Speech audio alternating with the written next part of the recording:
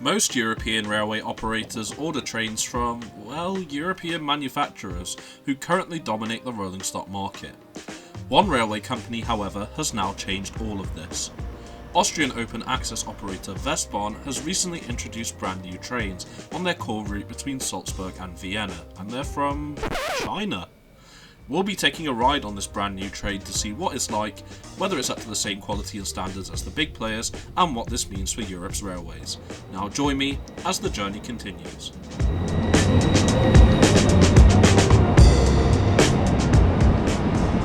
Salzburg Hbf is the main railway station in the fourth largest Austrian city of Salzburg, located within close proximity of the German border.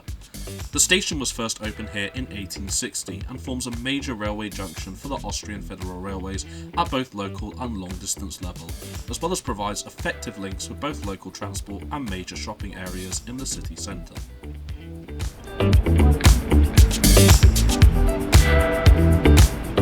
Looks are fairly deceiving when first entering the station, as part of the original interior and facade remains from the 19th and 20th century, though it has undergone several renovations since its inception.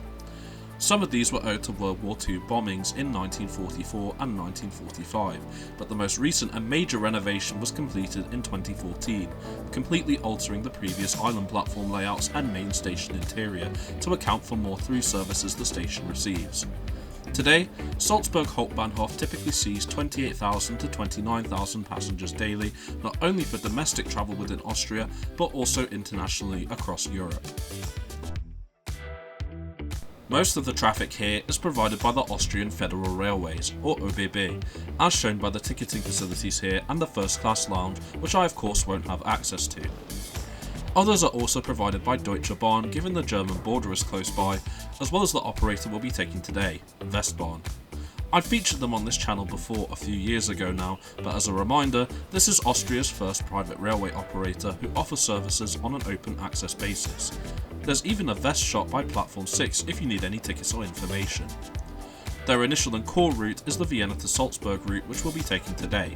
However, recent expansions have also seen extensions to Innsbruck, as well as Munich, Lindau and Stuttgart in Germany. The operator's main competitor within Austria is ÖBB and its flagship Railjet service. The entire Westbahn service prior to November 2025 was provided by 15 6-car KISS double-decker electric multiple units built by Swiss manufacturer Stadler, which replaced their previous fleet of KISS trains in 2021 that was sold to Deutsche Bahn and as of May 2025 have now been resold to ÖBB and are once again operating on the Vienna to Salzburg route. One of these trains can be seen here, departing on an intercity service to Wien Hauptbahnhof.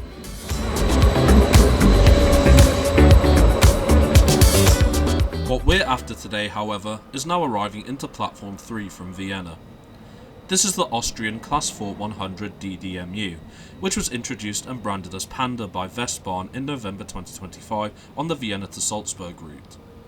Built by Chinese manufacturer CRRC, this marks their first product to be successfully authorised for passenger use in an EU member state. CRRC also manufactured the Sirius units, which are now being tested by RegioJet in the Czech Republic.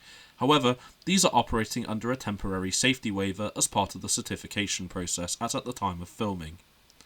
These double-decker electric multiple units are capable of 200 km per hour and feature dual system capability for eventual authorisation in Germany and Hungary, the latter being explored by WESTBahn as part of further expansion. Whilst 4 EMUs may not seem like a lot in the grand scheme of things, this represents a 25% increase in capacity for WESTBahn and has allowed for the return of half-hourly services on the core Vienna to Salzburg route to return at the December 2025 timetable change. The units are also wearing the latest WESTBahn livery as part of the company's recent rebrand, and having now seen it in person, I actually quite like it, even if I do somewhat prefer the old livery. What are your thoughts? Our train is actually due to leave from Platform 4 as the 0952 to Wien Westbahnhof, so whilst it headed to the sidings, I went to go grab some food from the local spa here and hide from the cold in the waiting room. 20 minutes before departure, our Panda train returns from the sidings and is ready to board. For this ride, I'm in comfort class, which is WESTBahn's second highest offering, and at all doors, boarding is level with the platforms thanks to the gap fillers on the units, though as these are double deckers there are of course stairs to reach the top deck.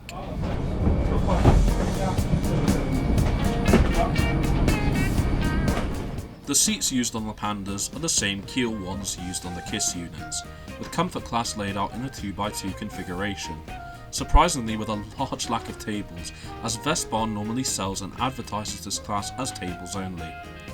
I believe this was a late design change, but please let me know below if you know more.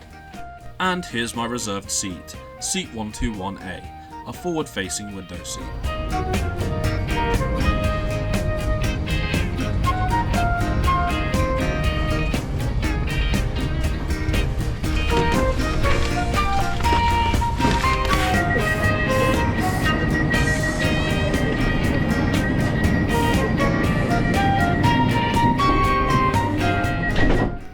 We depart Salzburg Hbf on time at 09:52. So far so good.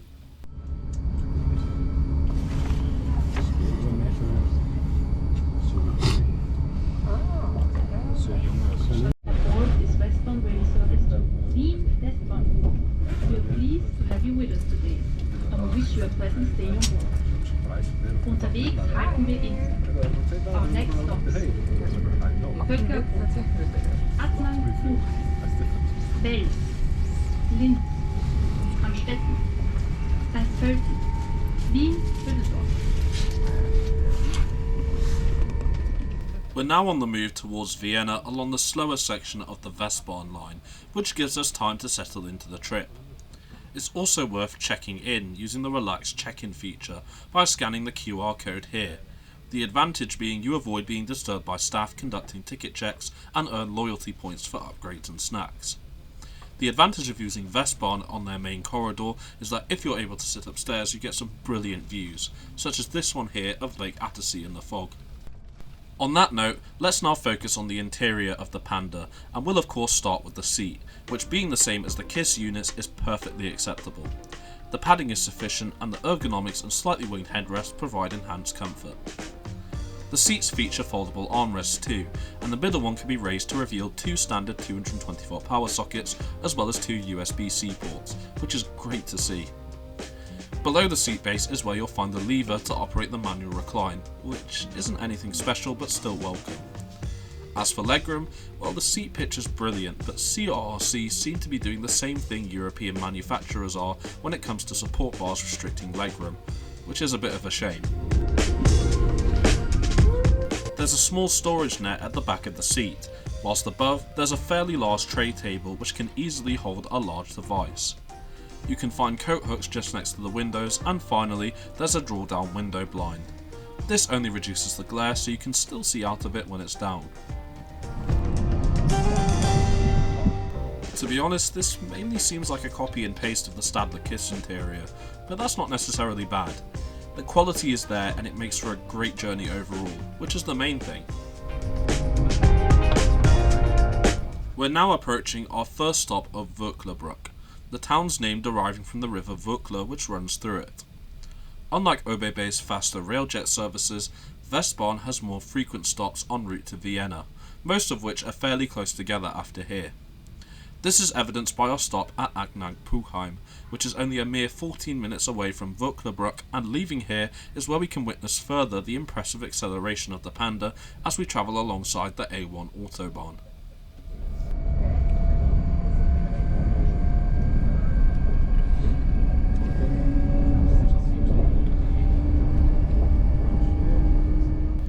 Wels Hauptbahnhof is a major junction station along the Westbahn, as it's where the line from Passau in Germany connects to the main line towards Vienna. Something that's worth mentioning is that whilst the train can reach its top speed on the section beyond Vöcklerbruck, our trains seem to not exceed more than 170 km per hour for some reason. I presume there were speed restrictions when I made this journey? Anyway, it isn't until we arrive into Linz, Austria's third largest city, where we can really put the Panda to the test and see whether it rides well.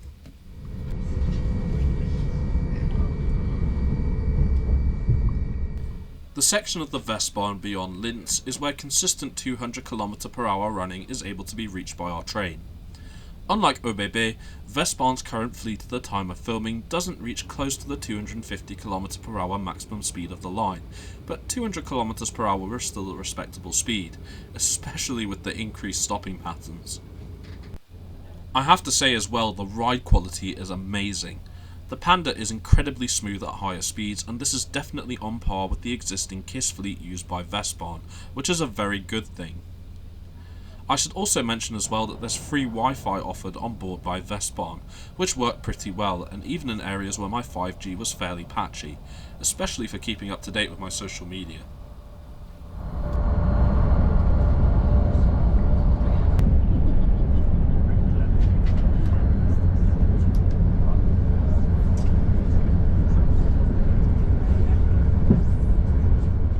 Whilst not very different to Comfort Plus where I'm based, here's a look at standard class on board the Panda, again in a 2x2 configuration. This also showcases what the lower deck looks like, the main difference being the views not being as great compared to the top deck. The lower deck is also where you'll find the wheelchair accessible space and facilities, as shown here. This features fold down seats as well as a fold away table to accommodate different needs, which is great to see. Also in this space is the train's only wheelchair accessible toilet, which I found to be spacious and clean despite the Panda being almost 3/4 into its second 3-hour journey of the day. As with the KISS units, the standard toilets on the Panda are gender segregated, though they only feature one type of toilet despite the KISS featuring two. Not that this is a bad thing, as it does provide more space in what is otherwise a rather small area. Bike storage spaces are available throughout the train. When purchased in advance at least 3 hours before departure, reservations cost €4.90, €6.90 or €9.90 depending on distance, but any reservations made after this will include a €5.10 surcharge, so something to bear in mind. As with the KISS trains, the Panda has a first class section on the upper deck of the first carriage, which features larger seats in a 2x1 configuration, as well as a welcome drink. So apart from this and additional quietness, there were no real benefits to paying the surcharge for this in all honesty, which I'll come back to later. One other peculiarity with Westbahn compared to the current ÖBB Railjet offering is all of their trains feature numerous vending machines and small bistro areas as opposed to a full dining car, which made sense initially, but with their recent and future expansions, you'd really think a dining car would be more appropriate. This includes a working coffee machine as well, which, like the vending machine, operates on a self-service basis. These take both cash and card payments, and I got a bottle of water for now as I wasn't feeling particularly well when doing this recording. I've also linked the full menu in the description as always. As for luggage storage, well, overhead luggage storage is pretty poor, as expected for a double-decker train. At best you could probably fit no more than a coat up here. Larger luggage space up here also seems to have been compromised in favour of bench seating, with some racks by the vestibules as well. On the lower deck, however, are racks operated by NFC locks as seen on the Railjet and Nightjet 2 for example, which is great to see. Our penultimate stop and last stop before Vienna is St. Pölten, the capital of the state of Lower Austria. From here, it's just one last stretch of high-speed running up to the Vienna city limits as we reach the final moments of the trip.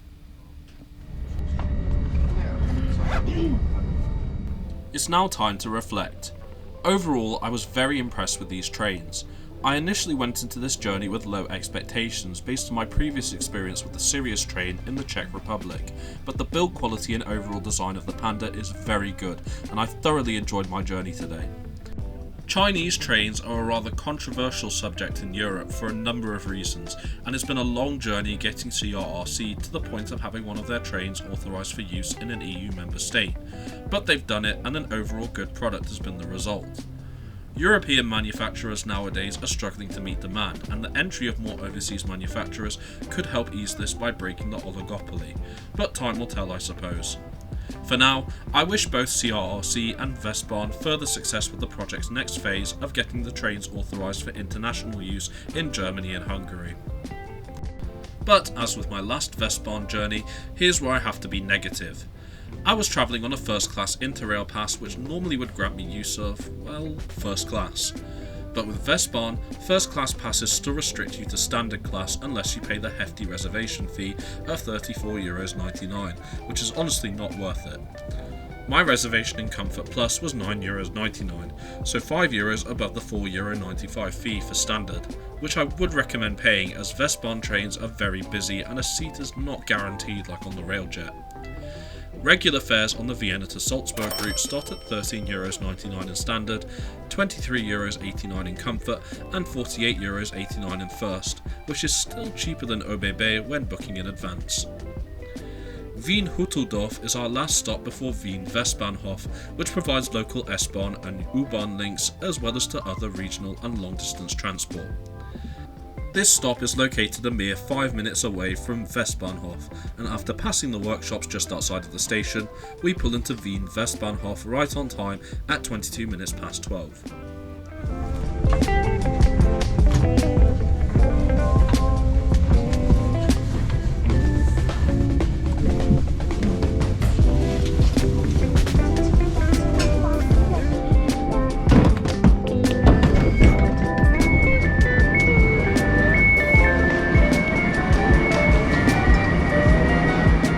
Now you've heard from me, I want to hear from you. What did you think of the WESTBahn Panda trains? Have you given them a go yet, and what do you think about CRRC's increasing presence in Europe? Let me know in the comments. I hope you've enjoyed this video. Please like and share it if you did to aid the channel's growth, and don't forget to subscribe to the channel and turn on notifications for more content such as this weekly. Now I'm off to go get some lunch in Vienna before heading to my next destination. Thanks so much for coming with me on this trip, and I look forward to bringing you with me on my next one.